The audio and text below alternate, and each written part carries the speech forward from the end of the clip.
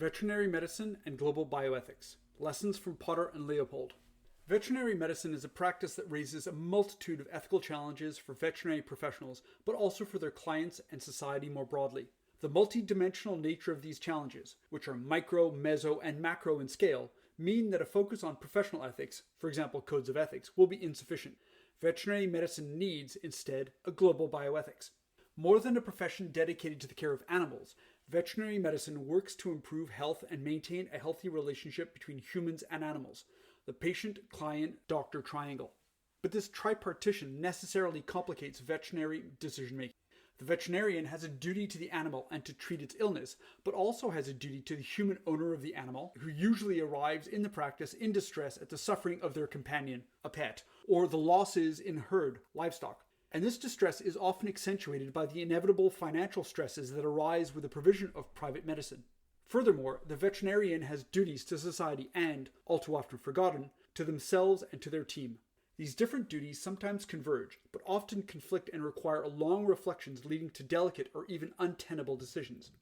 So while the practice is accompanied by evident physical risks, biting, kicking, etc., veterinarians also experience psychological, moral distress, notably from repeated euthanasia due to economic constraints that can lead to depression, PTSD, and burnout. In addition to these challenges, the veterinarian is often called upon to take political and ethical positions on animal rights and values, for example, the debate on dangerous dogs, and these may be in conflict with other members of the profession, for example, between pet and livestock practice, with food or pharmaceutical suppliers, or with food animal producers. As such, veterinary medicine is more than just the clinical care of animals. It is a driving force in public health, agriculture, and wildlife conservation. In the face of this evident complexity, we suggest that an equally complex and nuanced ethics is necessary for veterinary medicine, and a promising approach is the global bioethics proposed by von Rensselaer-Potter. A biochemist specializing in oncology, Potter was interested in the close interrelationship between physiology, pharmacology, and ecology. After proposing the term bioethics in the North American literature in 1971, Potter built on this medical ecological perspective to open up the relationship between science, ethics, and politics. To do so, he revisited the work of Aldo Leopold, the forefather of contemporary environmental ethics, who radically transformed the field of ecology, environmental studies, and forestry practice. Unlike the dominant human-focused biomedical ethics, Potter's Leopoldian-inspired global bioethics operates at the intersection of the human, animal, and environmental dimension. Interestingly, Potter had proposed in the 1960s a kind of One Health ethic well before this approach became popular in veterinary medicine, or was more recently operationalized in learned journals and alliances such as One Health, EcoHealth, and Planetary Health, and defined by various international declarations, such as the Berlin Principles. If Potter were still with us today, he would, we think, have appreciated the increasingly boundary-crossing and interdisciplinary nature of veterinary sciences and practices, and might even have proposed it as a model for expanding the scope and practice of human medicine and public health. Contemporary veterinary medicine now includes the study and care of companion, sports, zoo, and wildlife animals. The profession continues to be a driving force in agriculture and key to public health, including in the health prevention, early intervention, and surveillance of pandemics and zoonotic diseases, as well as the management of food and other risks. And it is necessary for many efforts in wildlife conservation, monitoring, and management. As such, veterinary medicine is both local and global in focus and practice. As we have sought to illustrate by offering Potter's and Leopold's work as an example, for a field like veterinary medicine that is at the intersection of medicine and ecology, the problems it addresses involve scientific, political, and ethical considerations for veterinarians, their clients, and society. These micro, meso, and macro level considerations are, we suggest, best framed by a global bioethics rather than a strict professional ethics. Médecine vétérinaire et bioéthique globale. Les leçons de Potter et Leopold.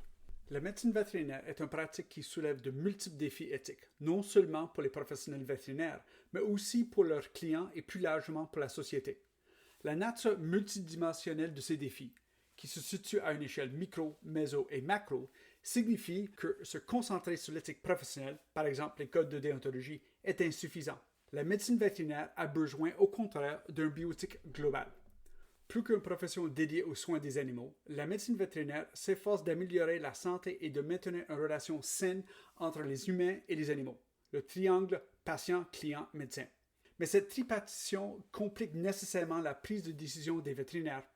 Le vétérinaire a un devoir envers l'animal et le traitement de sa maladie, mais il a aussi un devoir envers le propriétaire humain de l'animal, qui arrive généralement au cabinet en détresse devant la souffrance de son compagnon ou les pertes de son troupeau. Et cette détresse est souvent accentuée par les inévitables tensions financières qui découlent de l'exercice de la médecine privée. En outre, la vétérinaire a des devoirs envers la société et, on l'oublie trop souvent, envers lui-même et envers son équipe. Ces différents devoirs convergent parfois, mais entrent souvent en conflit et nécessitent de longues réflexions menant à des décisions délicates, voire insoutenables. Ainsi, si la pratique s'accompagne de risques physiques évidents, morsures, rouades, etc., les vétérinaires connaissent également une détresse psychologique morale, notamment en raison des euthanasies répétées dues aux contraintes économiques, qui peut conduire à la dépression, au syndrome de stress post-traumatique et à l'épuisement professionnel. En plus de ces défis, le vétérinaire est souvent appelé à prendre des positions politiques et éthiques sur les droits et les valeurs des animaux, par exemple le débat sur les chiens dangereux. Et celles-ci peuvent entrer en conflit avec d'autres membres de la profession, par exemple entre la pratique des animaux de compagnie et de production, avec des fournisseurs d'aliments ou de produits pharmaceutiques ou avec les producteurs d'animaux destinés à l'alimentation.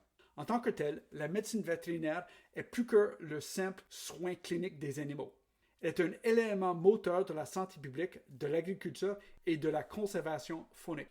Face à cette complexité évidente, nous suggérons qu'une éthique tout aussi complexe et nuancée est nécessaire pour la médecine vétérinaire.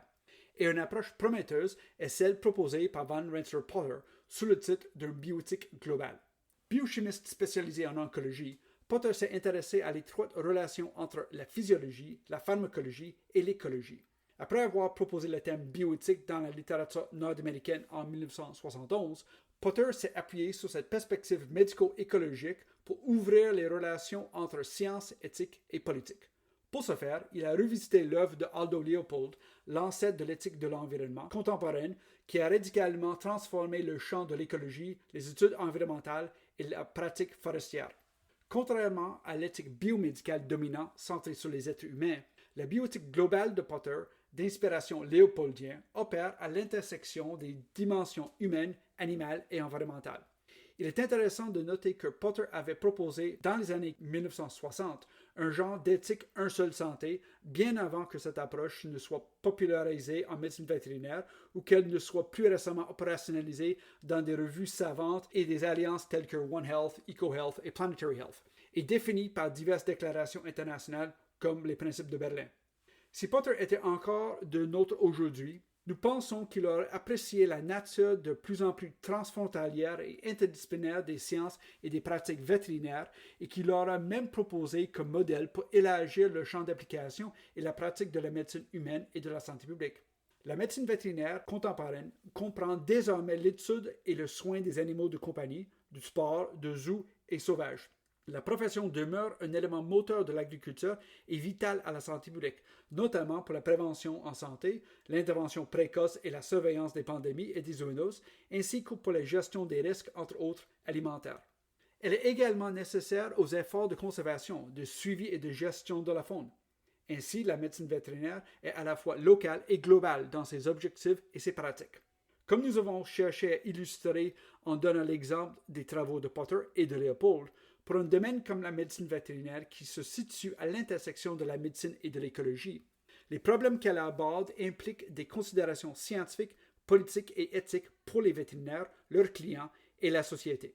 Ces considérations aux échelles micro, méso et macro seraient, selon nous, mieux encadrées par une bioéthique globale qu'une éthique professionnelle au sens strict.